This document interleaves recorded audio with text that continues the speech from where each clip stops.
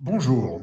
Les États-Unis prennent de plus en plus l'aspect ou la démarche d'une démocrature, d'une démocratie libérale. Je vais prendre deux exemples.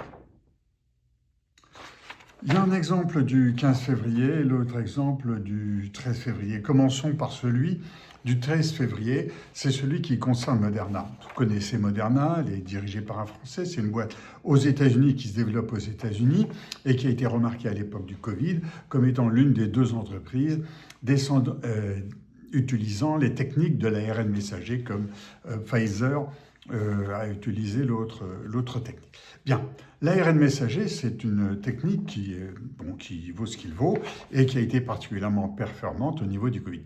Ici, on a aux États-Unis un ministre qui a été nommé ministre de la Santé, qui est un Kennedy, qui est contre le vaccin, qui vient de nommer à l'intérieur de la Food and Drug Administration quelqu'un qui est contre les vaccins et particulièrement l'ARN messager. Et donc, ce monsieur, lorsqu'il reçoit une demande d'autorisation de vaccin couplant le Covid et la grippe, eh bien, dit, ben non, je rejette cette démarche qui est suivie.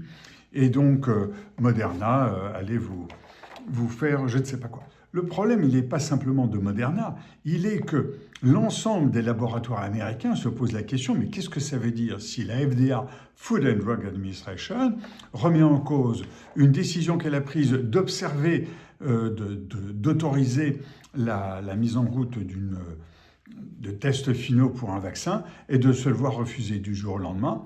Eh bien, il y a beaucoup de laboratoires américains qui commencent à déplacer leur démarche de recherche dans d'autres pays.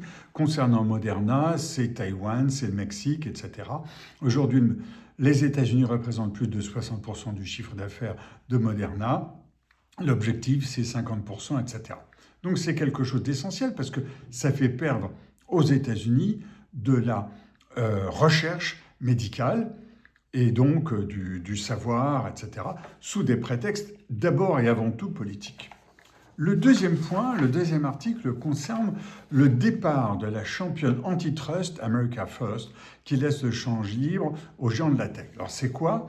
C'est quelqu'un qui s'occupe, je remets l'article qui était là, qui date du 15 février, c'est quelqu'un qui s'occupe aux États-Unis de démarches antitrust sur Google, sur Apple, je ne sais pas d'autres qui avaient été cités, et dont les équipes ont été de plus en plus tournées vers la sortie depuis plusieurs mois.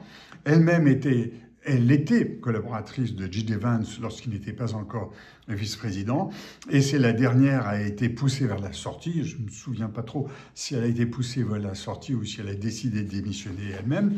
Qu'est-ce que ça veut dire? Ça veut dire qu'à l'intérieur du pouvoir américain de Trump, il y a deux notions qui s'opposent, celle traditionnelle des républicains américains qui disent il faut qu'il y ait la liberté d'initiative et de création d'entreprises partout, donc il faut arrêter les antitrusts pour que des individus puissent créer des nouvelles entreprises.